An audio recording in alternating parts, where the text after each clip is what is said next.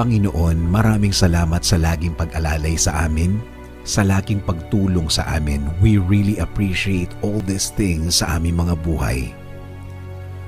Ngayon po, Panginoon, alam po namin na lagi po kayong nakabantay sa amin, na lagi po kayong handang magbigay ng suporta sa amin, at lahat ng ito'y ipinagpapasalamat po namin sa inyo.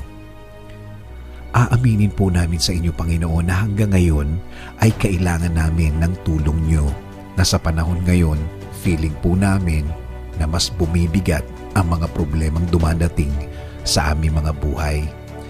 At inaamin po namin din, Panginoon, na minsan kami ay naghihina at feeling po namin, Lord, na paggrabe na ng paggrabe ang aming sitwasyon ngayon, na alam din namin na masama din ang epekto sa aming pamilya.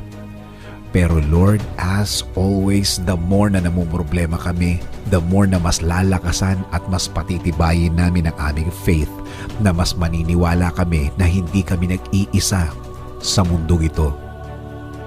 Dahil nagawa nyo ng baguhin ang sitwasyon namin dati, alam po namin na mangyayari po ulit yon. Alam po namin na tutulungan nyo po kami ulit.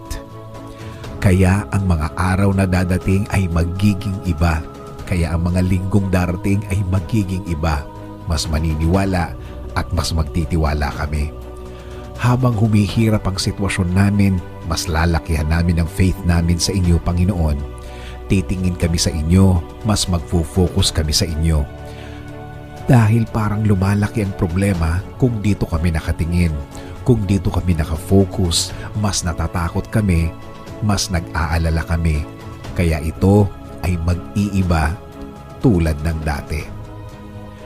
Dahil alam namin, Lord, that we can trust your love, we can trust your blessings, and we can trust your faithfulness, and we know that your presence in our lives is more than enough. Panginoon, ngayon pa lang, salamat na.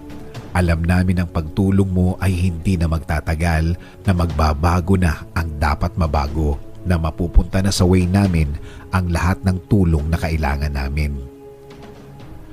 Panginoon, tulungan mo rin ang aming bayan. Tulungan mo nang makabangon ng tuluyan ang aming bansa. Kami ay maniniwala at magtitiwala na darating na ang tulong na laman ng aming mga dasal para sa Pilipinas. This is our prayer in Jesus' name. Amen.